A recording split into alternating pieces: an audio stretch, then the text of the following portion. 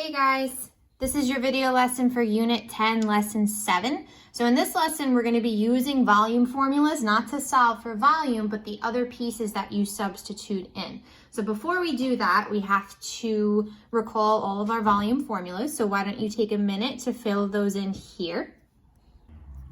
Okay, so these are the volume formulas that you have to know for this, okay? And based on the shape it gives you, you're going to be using these formulas, right? Now, I just want to make a note, okay? Remember for pyramids, this capital B here does not just mean base.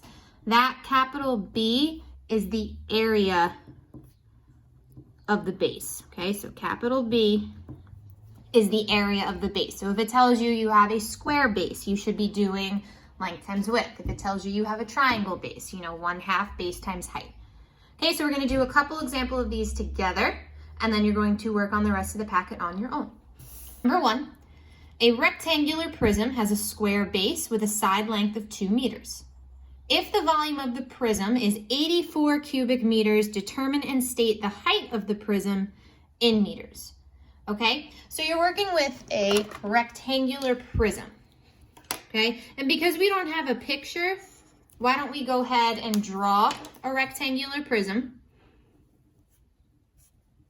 Okay, so draw one rectangle, draw another rectangle below it, and there we go. Now, I know this isn't necessarily drawn to scale because another thing that it mentions is that you have a square base. So remember, the base is the bottom, okay? That's that lateral bottom, okay? Parallel to this top base here.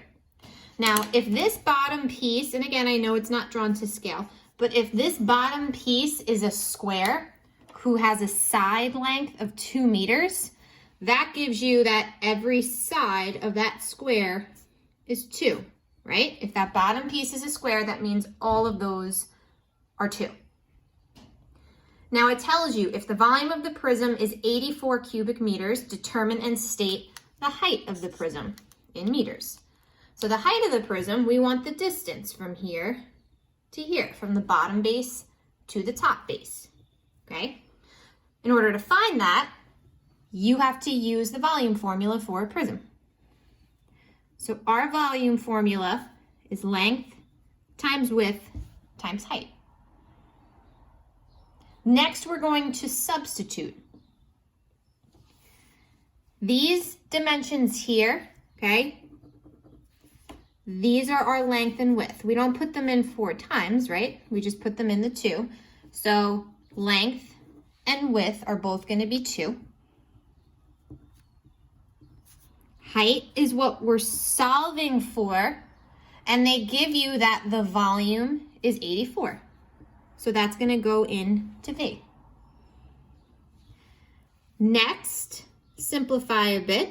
So this is multiplication here. 2 times 2 is 4. And then in order to solve for H, we're going to use division. Divide by 4, right? 84 divided by 4 is 21. So the height is 21, and it wants it in meters, so 21 meters. Number 2, use the given information labeled on the cylinder to determine the height of the cylinder to the nearest integer, okay? So the information that they give us about this cylinder, they tell us that our volume, so that's V, is 314 cubic inches. They give you this whole line here, which we know has to be a diameter, is 10, okay? And they want you to solve for height, okay? Again, which is the distance from the bottom base to the top base, okay? So between the 2 circles. So in order to do that, because they're giving you volume, we have to start here with the volume formula for a cylinder.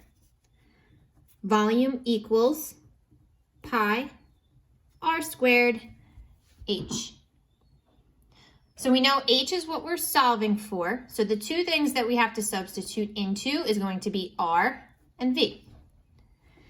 Our volume we know is 314.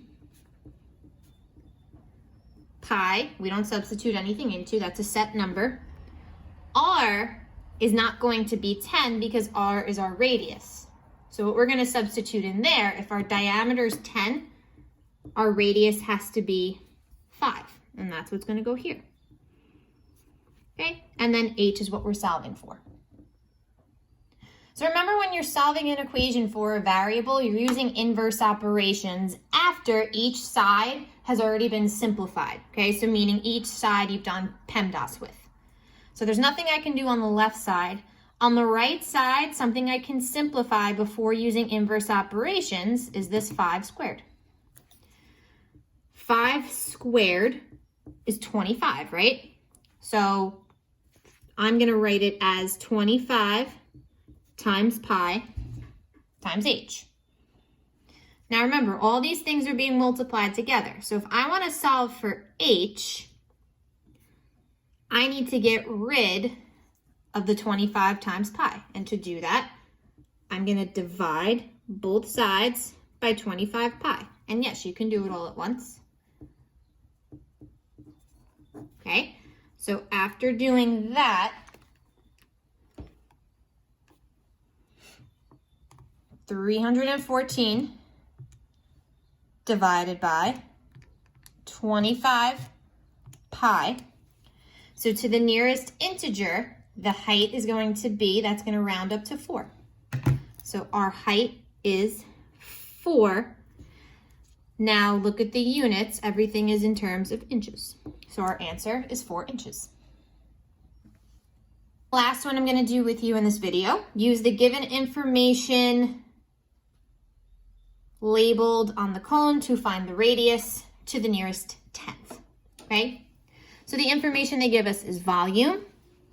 This 15 is labeled from the bottom to that point on the cone, so that's our height. And what they want us to find is the radius, so this piece here. So in order to do that, we have to start with the volume formula for a cone. 1/3 pi r squared h. Substitute. Volume, they give us as 570, so that's going to go into V. 1/3 pi stays the same. R is what we're solving for, and the only other thing to substitute in is the height. Okay, so step 1, substitute. Now this one, we have a fraction. So if we want to get rid of this 1/3, okay, so if we wanted to cross out with something, what we're going to do is, instead of dividing by a third, which is something you could absolutely do, we're going to multiply both sides by 3. Okay, whatever you do to one side, you do to the other. And the reason that we want to do that is the 3 and the 1/3 are going to cross each other out. Okay, so what you're going to have on the left side is 570 times 3, which is 1,710. And now because these crossed out, all you're left with is pi r squared times that 15. Okay, so we need to get r by itself. There's nothing. Okay, sorry about that. I just received a phone call and the video cut off. So the last thing I believe I said is we have to get r by itself. So to get r by itself, it's the same thing as the last one. These are all separated by multiplication. So to cross them out, I'm going to divide by the pi times the 15, right? And that's one set value. Divide both sides by the pi times the 15, because now we can cross those out. So in our calculator, 1,710 divided by, oops, and it doesn't matter the order that we type it, okay? We're going to be left with that number. Now, never round until the end. So I know it says nearest tenth, but we don't want to round that number to the nearest tenth. So we're actually going to copy that entire thing down. So 36.28 732 equals r squared. And now we know here, r is not by itself, it has a square. And what do we do if we have a square? you should be saying to yourself, square root. So we want to square root both sides. So to get the square root of this number, okay, we simply just type it in the square root. And now this is what we're rounding to the nearest tenth. Our radius is going to be 6 point, and now that 2 keeps that 0 as 0. So our radius is 6.0, and the units are centimeters. Okay, so there's a lot of algebra going on in this one. Okay, so for the rest of the packet, you're using the dimensions that they give you. So this is a cone. You're working with the volume formula for a cone, solving for the height though. Okay, same thing here for the pyramid.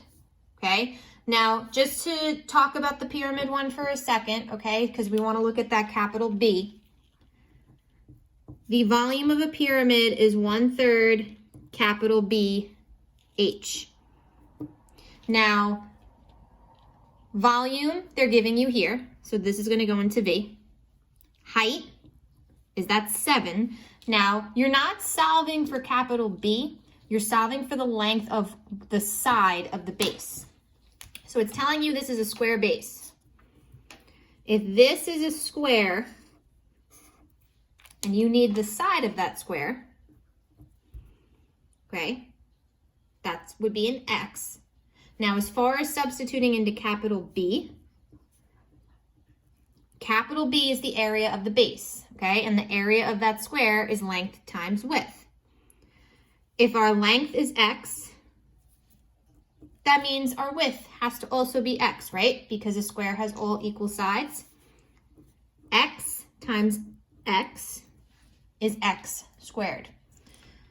So now before you substitute, maybe you want to change B to X squared because that's what's going to give you the area of that square down there. Okay, but other than that, it should be super straightforward. Again, just a little bit more algebra in it. And if you guys have any questions, send me a message. Have a beautiful day.